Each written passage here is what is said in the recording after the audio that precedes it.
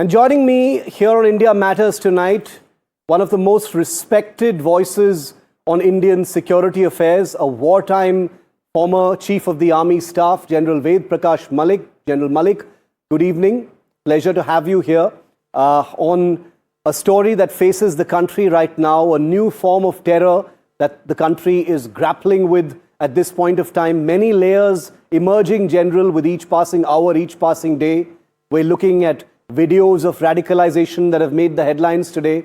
We're talking about, human bombs, sleeper cells embedded very deep within the country here in Delhi, NCR, white-collar doctors, being the nodal parts of this terror network. What are your opening thoughts on this, sir? Good evening, Shiv, and good evening to your viewers also. Yes, this fusion of the internal security and external security now has become a great threat. I would say much greater, primarily because of the information technology that is available to all the so-called adversaries, people who don't like India for whatever reason, and also because of the kind of high-tech tools which are available to them and which can even be now made or manufactured even in India. So what we are seeing is a much greater threat internally, but it also has the external element fused into it. As you know, in this particular module also, there is a hand of Jaish-e-Mohammed. And people going to Turkey, meeting them. And there is this lady doctor who was trying to raise more people or radicalize more people and associated with a women organization of Jaish-e-Mohammed. So there is that external element and there is also an internal element. It has been active earlier also, but now what you're seeing is a more dangerous game, as we have seen in the last few days, and particularly because of the white-collar people, professional, well-to-do people getting involved in that. So it is a greater threat, which is not only limited to people who are not so well off. Today, you have to worry about people who are well educated and who are studying or who have studied or who are teaching people. And I think we have to work out our strategies much better, much more, to be able to check this whole phenomena that has taken place and which has now been exposed very clearly. General Malik, like you rightly pointed out, the principles of this story are all doctors, medical doctors who've received an education, English speaking, from families that are doing fine. They're making decent money. They've enjoyed the benefits of the Indian system. On their path to an honorable, noble, and even a lucrative career as a medical professional. How are these people falling to radicalism in your view, sir? Look, I have heard a number of people saying that Islam doesn't teach it. This kind of suicide acts or killing innocent people, etc. A lot of people, my friends also, they say Islam doesn't teach it. But the fact is that there is a part of Islam which not only teaches it, but also encourages it.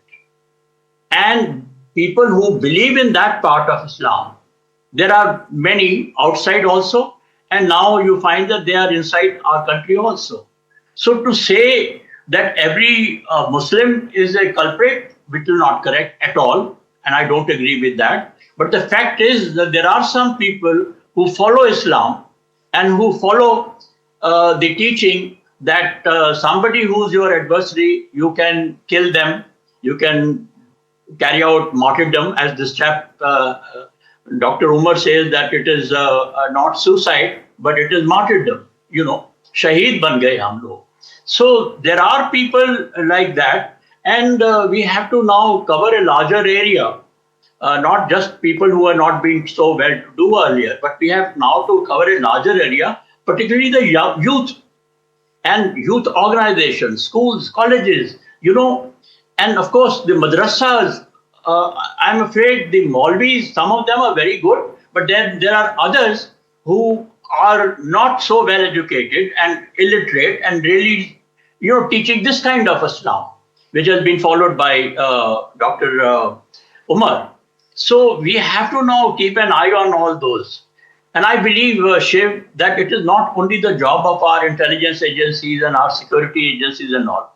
I think this society has to play a bigger role today in these aspects. And we must now educate our society. We must also have people who will educate them.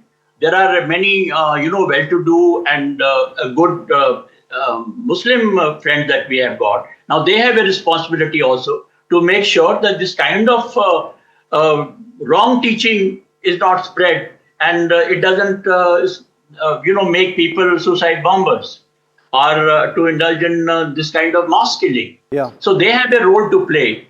And I think it's not only society. I mean, political parties they have a role into that. The other societies, civil society has to play a role into that. And unless we all put our effort put together, it will be difficult to check this kind of a thing. So it's not only that we should be dependent only on the intelligence agencies, police and others, but we have to galvanize our society to be able to counter this kind of terrorism. General, which brings me to my next question that, with the abrogation of Article 370, increased opportunities and avenues for employment, gainful careers, family prosperity, etc. And many of these doctors come from families that, have decent houses, are doing well. One would have imagined that would have been a roadblock to radicalization, and that itself would have been a disincentive for these families to let their sons or daughters be swayed by brainwashers or Jaish-e-Mohammed modules, etc. But all of these people, like I said, are from families that have tasted the fruits of prosperity and yet fallen. How would you explain that, sir? Shiv, firstly, these people are not doing it, this kind of activity for money. Yeah. I mean, that's very clear to us now today. And they are doing it because they have started believing in it. And there is somebody who is teaching them, who is indoctrinating them, all that. Now, we have a problem here. The problem is today, the parents are not able to engage with their children adequately, as it happened in my generation.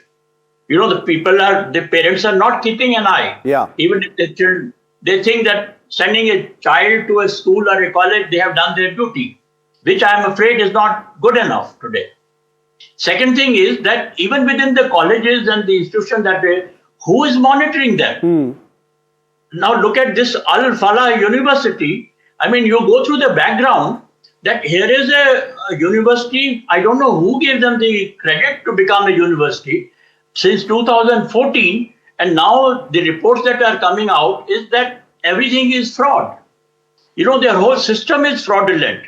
The kind of money, where it is coming from, how it is being distributed, because they are not believing in banking system, and whatever is going on in those universities, who is monitoring it? Neither the staff of that university, nor people who are supposed to be looking after and monitoring the activities of the university.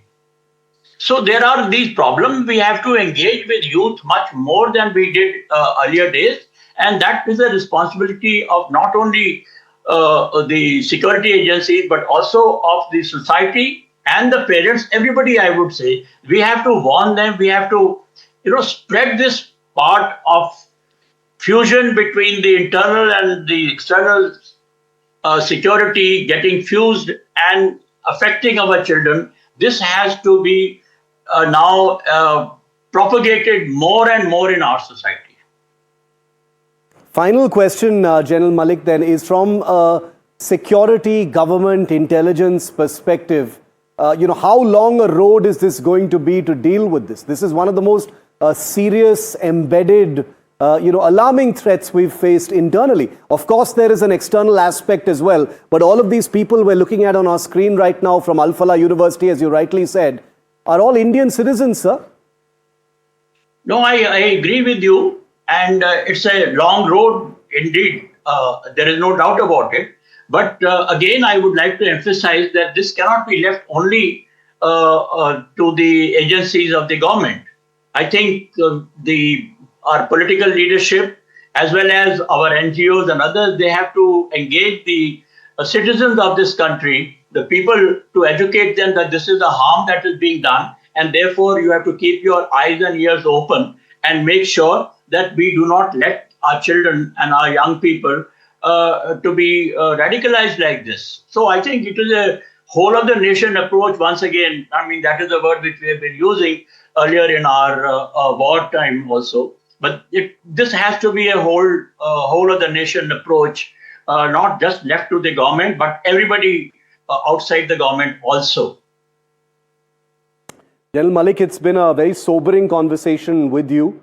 We've been able to understand the scale of what we're dealing with, but also the complexities of it. And coming from, as I always say when I have you on my show, coming from a wartime general of our country, it really hits home. We understand the gravity and the scale of what we are dealing with. And I hope the country can unite against this real virus in our midst. General V.P. Malik, a pleasure and an honor, sir. Thank you for joining me tonight. Thank you, Shiv.